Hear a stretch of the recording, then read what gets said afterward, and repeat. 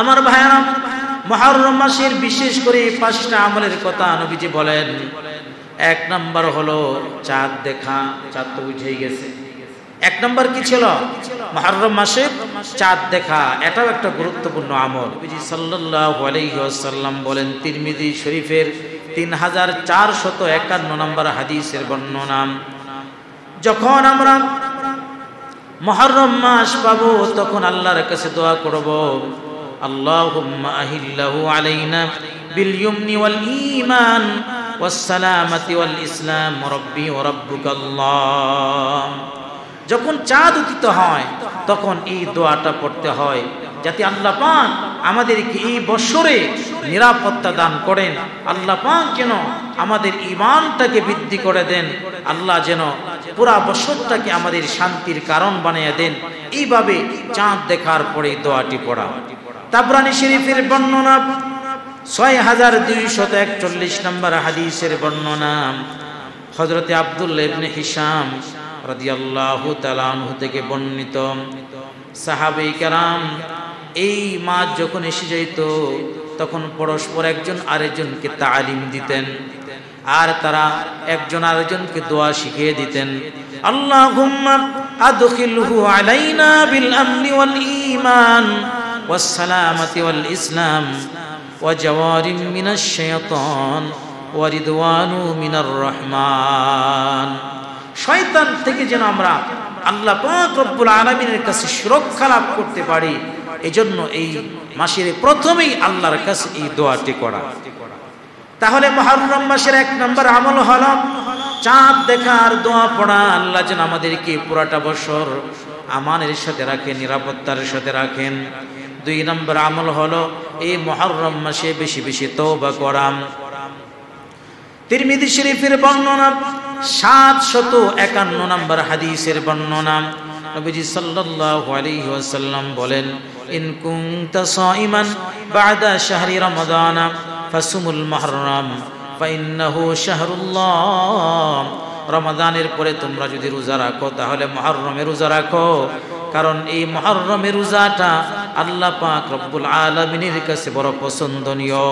ফিহি ইয়াউমুন তাবা ফিহি আলা কওমিন, এটা এমন একটা মাস যে মাসে আল্লাহ পাক রব্বুল আলামিন পূর্বের একটা কওমকে আল্লাহ পাক রব্বুল আলামিন মাফ করে দিয়েছিলেন, ক্ষমা করে দিয়েছিলেন। ওয়া ইয়াতুবু ফিহি আলা কওমিন আখারিন, পরবর্তীতেও যারা আল্লাহর কাছে ক্ষমা চাইবে আল্লাহ পাক রব্বুল আলামিন তাদেরকেও ক্ষমা করে দিবেন। তাহলে এই মাসের আমল হলো আল্লাহর কাছে তওবা করা, ইস্তিগফার করা। আল্লাহ পাক রব্বুল আলামিন সূরা বাকারার 222 নম্বর আয়াতে এই ইস্তিগফার করাটা আমাদের জন্য কেমন আর আল্লাহর কাছে কেমন আল্লাহ পাক রব্বুল আলামিন জানিয়ে দিলেন, ইন্নাল্লাহা ইউহিব্বুত তাওয়াবিন।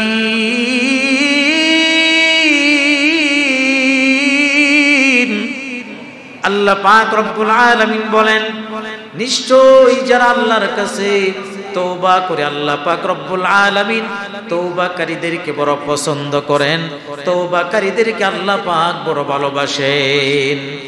নবীজি সাল্লাল্লাহু আলাইহি সাল্লাম সদা সর্বদা তিনি তওবা করতেন, আল্লাহর কাছে মাফ চাইতেন।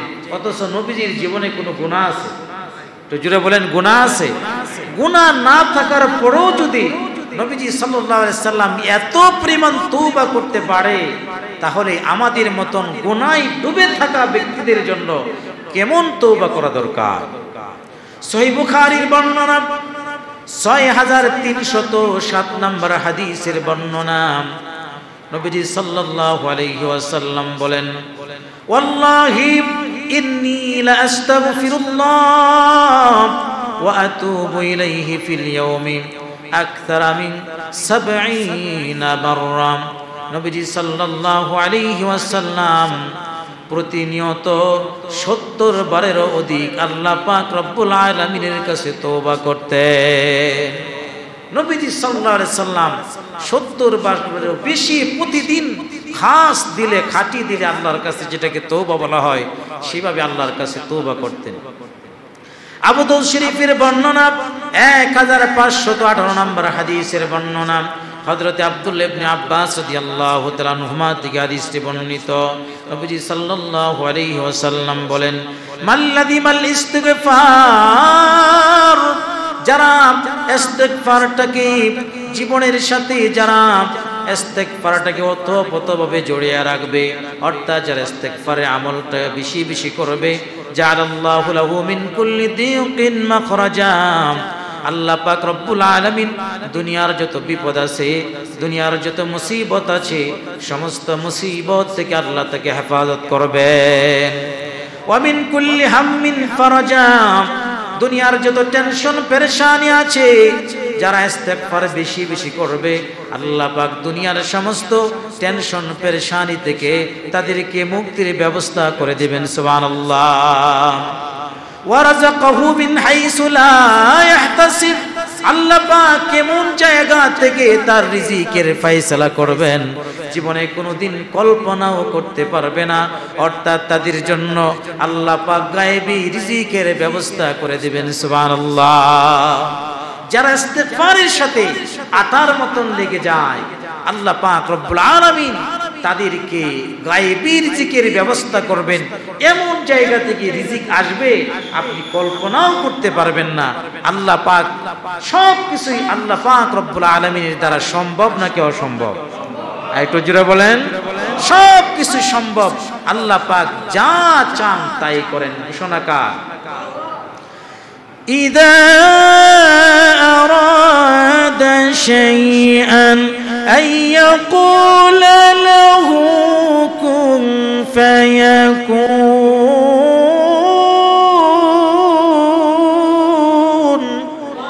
আল্লাহ পাক রব্বুল আলামিন যখন কোনো কিছুর ইরাদা করেন, ইচ্ছা করেন, শুধু কোন বলে সাথে সাথে হয়ে যায়। সুবহানাল্লাহ। তাহলে ইস্তিগফারের আমলটা এই মাসে আমরা বেশি বেশি করব। 3 নম্বর আমল হলো এই মাসে আমরা যতটুকু সম্ভব বেশি বেশি রোজা রাখা।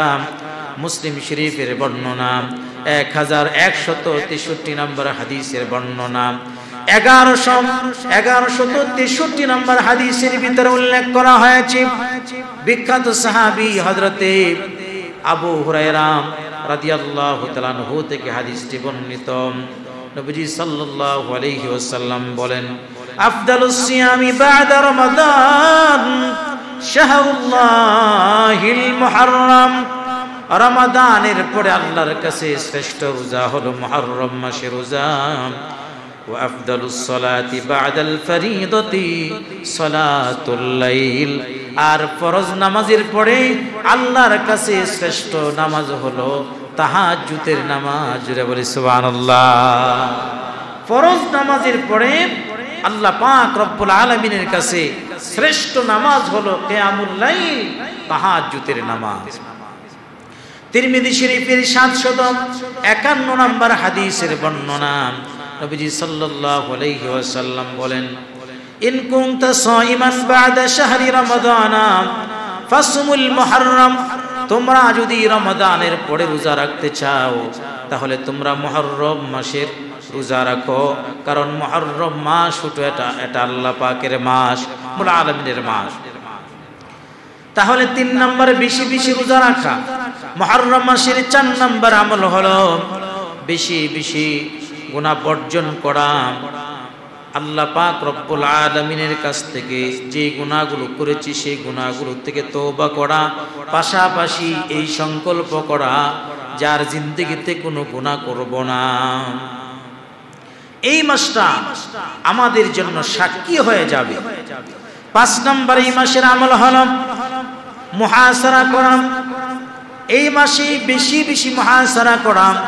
মুহাসারা করার মানে হলো, অর্থাৎ এই মাসটা যতই সামনে আসবে ততই আমাদের কাছে আমরা টেনশনে পড়ে যে বাইরে মাস তো চলে যাচ্ছে, মাস তো চলে যাচ্ছে, আমল কেন করছি না, এই যে একটা টেনশন আমাদের ভিতরে চলে যদি আসেই তাহলেই আমাদের পক্ষে আমল করা সম্ভব। আর যদি চিন্তা আরেকটা করি যে সামনে তো আরো দিন আছে, ওই দিনে রাখবো না রোজা, তাহলে দিন কিন্তু আপনার জন্য অপেক্ষা করবে না। দিন যাইতে যাইতে যাইতে যাইতে একবার যে মুহররম মাস চলে যাবে, এরপরে আফসোস করবে, হায় শুরুতেই যদি এই গুরুত্বটা দিতাম তাহলেই তো আর এই মুহররম মাস থেকে আমরা বঞ্চিত থাকতে পারতাম না। এজন্য প্রতিনিয়ত মুহাসারা করব, এই মাসটাকে গণবো, এই তো চলে গেল, সুতরাং আজকে রোজা রাখতে হবে, আজকেই আমাদেরকে বেশি বেশি আল্লাহর জিকির করতে হবে, আজকে থেকেই বেশি বেশি আল্লাহ পাক রব্বুল আলামিনকে রাজি খুশি করার জন্য রোজা রাখতে হবে। তিরমিজি শরীফের বর্ণনা 2333 নম্বর হাদিসের বর্ণনা, আল্লাহর পয়গম্বর বিশ্বনবী সাল্লাল্লাহু আলাইহি ওয়াসাল্লাম বলেন, কুন ফিদ দুনিয়া কান্নাকা গরীব আও আবিরু সাবিলিন ওয়া উদ্দা নাফসাকা ফি আহলিল কুবুর। এই দুনিয়াতে তোমরা চলো মুসাফিরের মতন।